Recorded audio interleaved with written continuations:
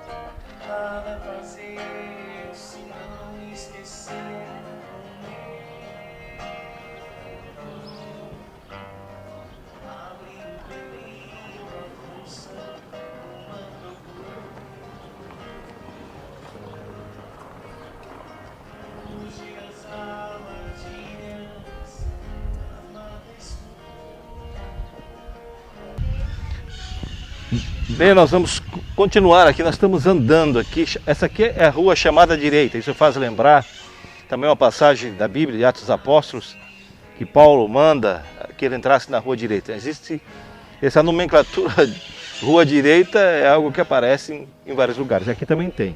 Essa aqui é a rua chamada Rua Direita e que vai dar lá na estátua de Tiradentes.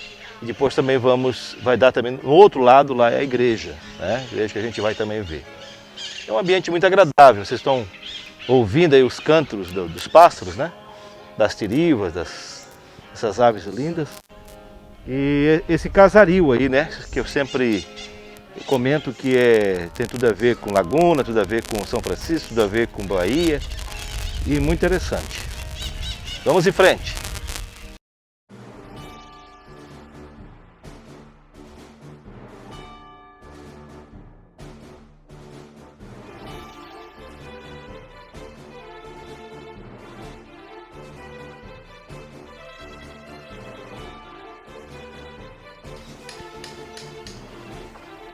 Bem, nós subimos aqui a rua chamada direita, eu gosto dessa frase, rua chamada direita.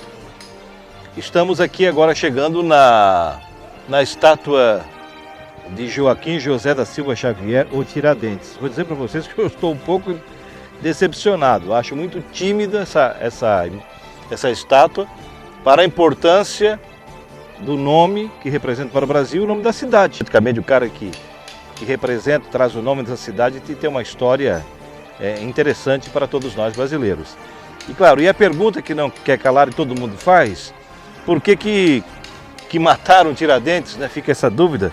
Então, cada vez que nós chegamos dia 21 de abril é notório, e nós estudamos isso no ginásio, depois no segundo grau, na história, afinal nós estudamos e lemos sobre o alferes Joaquim José da Silva Xavier. O alferes aí seria como se fosse tenente, o nome se dava a uma pessoa ligada ao exército. A Zema está mostrando também uma igreja, que é São José Evangelista, e aqui mais à direita é o museu, nós estamos do lado do museu, que é a casa do Toledo, que era de um padre, onde Joaquim da Silva Xavier Tiradentes se reunia para, não digo conspirar, porque essa palavra não cabe, ele para organizar o seu projeto, a sua equipe, para lutar contra a arbitrariedade do governo estabelecido na época, que é o governo real, né? Então, cada 21 de abril, nós relembramos isso, né? Tiradentes. E esse foi o apelido dado a Joaquim José da Silva Xavier, que, como você pode imaginar, ele foi dentista, além de ter exercido outras profissões, como a de minerador, comerciante, alferes da Cavalaria de Dragões, e também fez parte da Força Militar atuante na Capitania de Minas Gerais e subordinada à coroa portuguesa. Entre tantas carreiras, o Tiradentes, um herói nacional, foi o fato de ter sido um dos líderes do movimento da Inconfidência Mineira. Isso sim, isso foi a principal função dele, que a gente está aqui relembrando esse momento, porque ele representa uma mudança de status quo, porque ele teve a capacidade de se insurgir contra um sistema opressor na época. Para quem está no status quo e nas benesses do poder, pode dizer que foi uma conspiração. Mas quem estava do lado do povo, trata ele como um herói que lutou contra os juros exacerbados, contra a exploração do povo na época, dos negros escravizados, de todos aqueles que foram, de alguma forma, usados apenas como escravos, tanto brancos como pretos, para levar o ouro daqui para Portugal ou para a coroa mesmo instalada aqui na época. Então, esse espírito crítico é necessário fazermos, né? Por isso, Tiradentes é importante conhecer, está aqui a sua estátua, né? Relembrando a sua história, né? A Inconfidência Mineira, que foi esse movimento contra esses impostos que já falei, exacerbados, entre 1789 a 1792. Então, fazendo aí um contexto histórico, eu quero dizer para vocês que o Tiradentes nasceu na cidade de Ritápolis, Minas Gerais, não aqui, no ano de 1746, em pleno período colonial, e o Brasil gerava muitos lucros à coroa portuguesa através da exploração do ouro, que era totalmente destinado à metrópole. Além disso, ainda eram cobrados altos impostos da população. O quinto, por exemplo, equivalia a cerca de 20% do total do ouro extraído. Claro, eu estava até conversando com uma professora lá em BH, a minha amiga Ana Lu, e nós estamos fazendo um cálculo. Ela dizia, Eliseu, sabe que quando o Tiradentes se impôs e quando houve aquela reação, representava esse um quinto 20% do valor que era cobrado dos juros da época. E eu pergunto para você que está assistindo aqui, e ela também questionou comigo. Ele disse, será que hoje não pagamos muito mais? Quanto é que é a alíquota do seu imposto hoje? Quanto é que você paga de imposto de renda hoje no Brasil? E tudo que pagamos de imposto de renda? Não estou dizendo que estava pior do que naquele tempo, mas é bom refletir que 20% de imposto era cobrado na época e já foi motivo de uma movimentação, de uma cobrança, de mudanças. Teve reações? Teve. Teve opressão? Teve. Mas houve alguém que lutou. Eu acho que por isso que eu dou valor a estes heróis que lutam, mesmo passando para a eternidade. E como que alguém possa entender como, na concepção de algum, como ele fosse um agitador, ou alguém que questionasse o sistema, mas eu entendo que foi um revolucionário, alguém que fez a diferença. E o mundo não deve nada aos normais. O mundo deve àqueles que fazem acontecer a diferença. Jesus foi um grande revolucionário. É isso que eu quero dizer para você isso. É isso que eu quero relacionar com você hoje. Eu como cristão, e sou um cristão que procuro viver o cristianismo da melhor forma possível. Quem foi Jesus? Jesus foi a pessoa que veio e ele enfrentou, aliás, o Império Romano ele não quis enfrentar. Porque ele disse, meu reino não é deste mundo, daqui eu não sou. Os discípulos queriam que ele enfrentasse o Império Romano, mas ele disse, não, não é essa a minha missão. Agora, ele enfrentou o sistema estabelecido. Ele enfrentou o status quo estabelecido religioso. Porque quem é que estava no comando? Eram os escribas, eram os fariseus, né? Era aquela casta de sacerdotes. Quem foi que ele bateu? Foi nessa gente, né? Que hoje também, em cada segmento religioso, tem a sua representação. E ele não tolerou, não. Ele foi pesado, chamou de... diz que a minha casa não é covil de ladrões, exploradores do povo. Ele questionou o sistema estabelecido na época, que era o judaísmo, que estava perdido, porque o Os judeus estavam atrelados ao Estado e fazendo parte daquela cúpula corrupta romana, entre Caifás, os demais sacerdotes e todos aqueles que mataram Jesus. Quem crucificou Jesus foram os soldados romanos, mas quem mandou? Foram os judeus. Quem que respondeu a pergunta, né, de Pilatos? Quem vós quereis que eu solte? Jesus ou Barrabás? Barrabás era um líder político, era um líder revolucionário. E eles disseram, liberte Barrabás e crucifique Jesus. Mas quem gritou foram os judeus. Eles é que crucificaram, eles é que deram a ordem final para a crucificação. Então o mundo é assim. Nós sempre vamos ter pessoas que se sentem ameaçadas no sistema. Mas vamos ver essa questão do imposto, uma coisa para você pensar, para você refletir que o Brasil ainda é um lugar que paga muito imposto e nós temos que pensar nisso também. Vamos em frente? Bom, subimos aqui, essa ladeira aqui, né? Estrada original ainda. Estamos na frente, na Câmara de Vereadores de Tiradentes.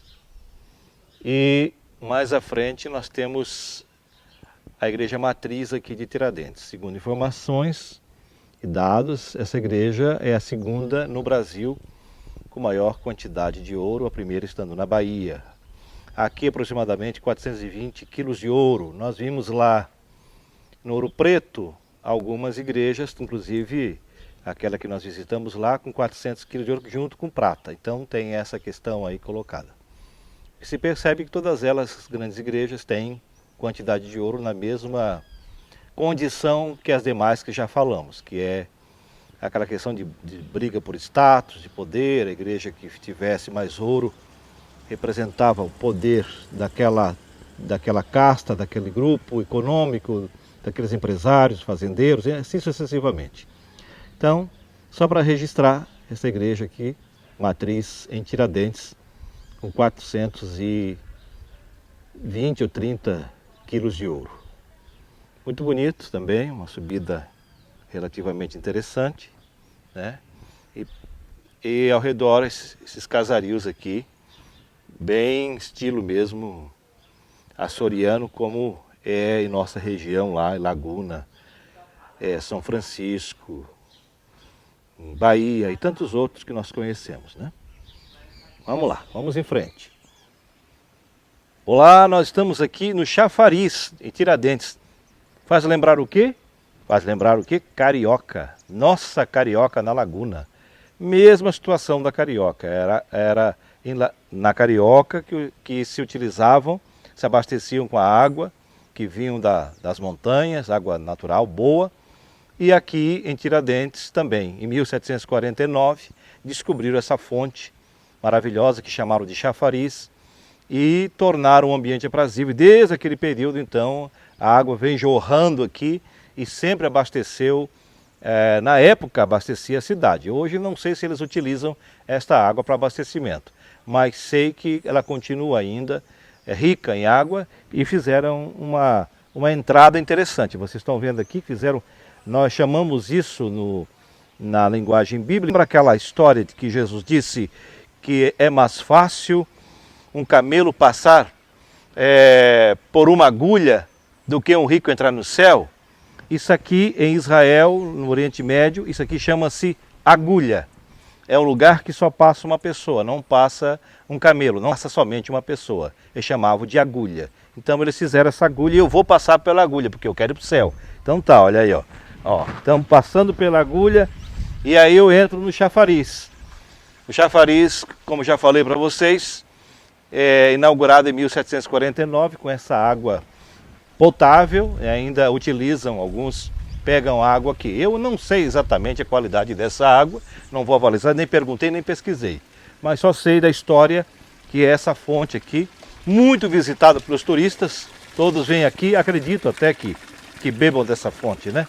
Mas é mais ou menos aquele estilo da nossa Carioca em Laguna. A água é encanada, devidamente encanada. Eu vou dar uma espiada aqui atrás para ver de onde vem aqui essa água. Exatamente, ela vem lá de cima de uma casa lá. Ela vem lá de cima, naquele mesmo processo que é feito em laguna, é processo de decantação, né? Vem de cima, vai decantando para ir purificando a água até chegar nesse estágio. Muito interessante, é mais uma opção, mais um lugar para ser visitado. Vamos em frente. Olha, Dona Elvira dos Santos, de Tiradentes, é fruto da terra nascida aqui, conheceu essa fonte aqui desde quando nasceu? Desde quando nasceu. Essa fonte tem nome, não? Eu sempre chamou chafariz. E a senhora bebeu dessa água? Antigamente, né? Quantos anos mais ou menos? Eu tô com quase 80, deve ter uns... Até uns 50 anos de sua idade ainda a senhora bebeu aqui. Depois aí lá em cima é uma represa, vem do morro, passa por uma represa e aí culmina aqui. Talvez pararam de beber porque o pessoal, as crianças se utilizam para tomar banho, é isso? E aí adultos também se utilizam para de banho na parte superior, que a gente não vê aqui, só vê lá atrás, né? Então por isso que ela deixou de ser uma água, embora boa, mas não potável porque não está sendo tratada, né? Como aqui tem muita fartura de água, não há necessidade de estar utilizando essa fonte. Seca, né? Com pouca água. De repente até seca. Tem calor mesmo, né? Isso mesmo. Beleza, querida? Bom de ouvir. Um abraço. Tchau, tchau. Tchau.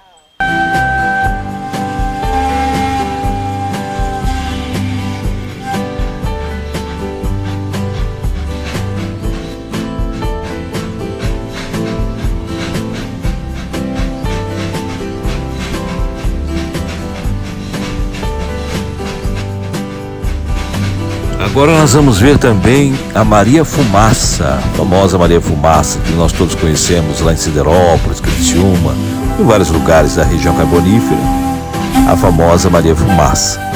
Então vamos conhecer, aqui tem uma bela estação de trem e a Maria Fumaça leva o pessoal daqui, os turistas daqui para São João del Rei, no bate e volta. Então, só que funciona mais no final de semana.